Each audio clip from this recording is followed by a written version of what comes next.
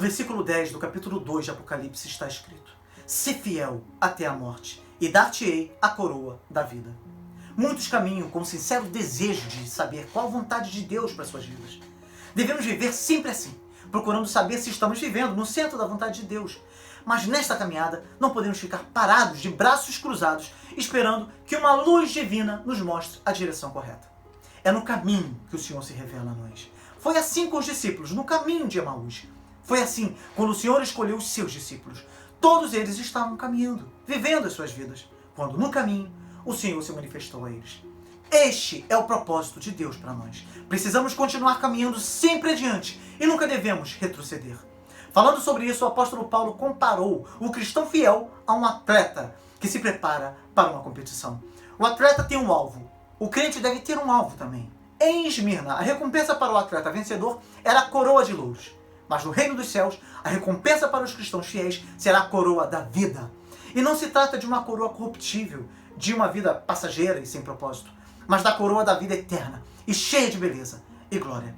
Você deseja saber qual a vontade de Deus para você? A vontade de Deus é que você seja fiel até a morte e ganhe a coroa da vida. O cristão fiel segue adiante e mesmo diante do sofrimento e das perseguições, ele permanece caminhando. E é claro que não é fácil, mas lembre-se das palavras de Jesus neste mesmo versículo: "Não tenha medo do que você está prestes a sofrer." Jesus nos encoraja para que possamos suportar o sofrimento com a expectativa de uma vida em plenitude, vida eterna. E em Esmirna, esse sofrimento era tão intenso que muitos foram martirizados. Policarpo, um discípulo do apóstolo João e principal pastor da igreja de Esmirna, foi martirizado no ano 159, sendo queimado vivo numa fogueira. Isso porque ele se recusou a deixar de seguir a Cristo.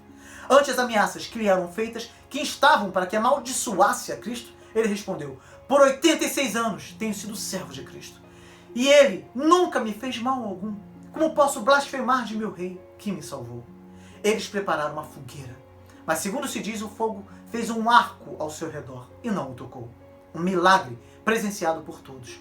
Por causa disso, alguém resolveu matá-lo com uma adaga. Fique firme, pois mesmo diante do mais profundo sofrimento, o Senhor lhe dará provas de que Ele está contigo. Por muitas vezes, você verá que o fogo não poderá te tocar, que os problemas que se levantarão, da mesma forma cairão diante de ti.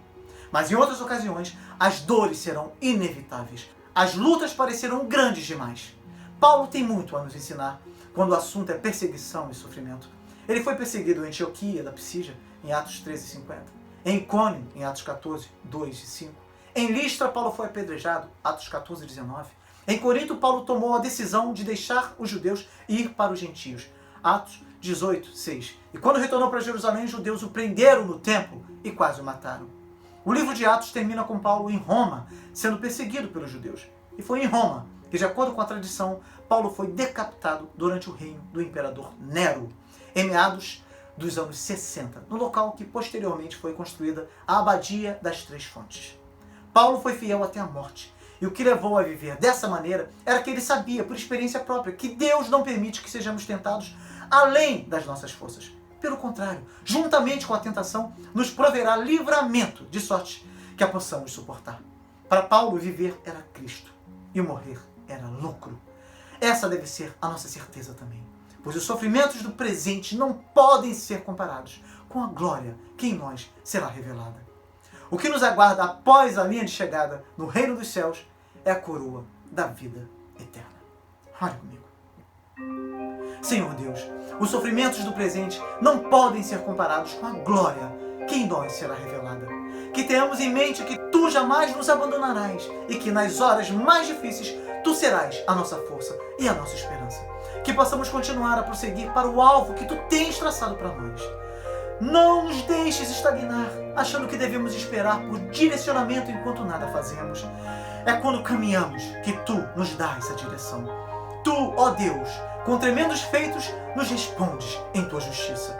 Ó Deus da nossa salvação, porque Tu tens sido nosso auxílio. Então, à sombra das Tuas asas, nos regozijaremos e continuaremos caminhando em Tuas veredas eternas, sendo, em cada passo do caminho, assistidos pela Tua gloriosa presença. Aleluia.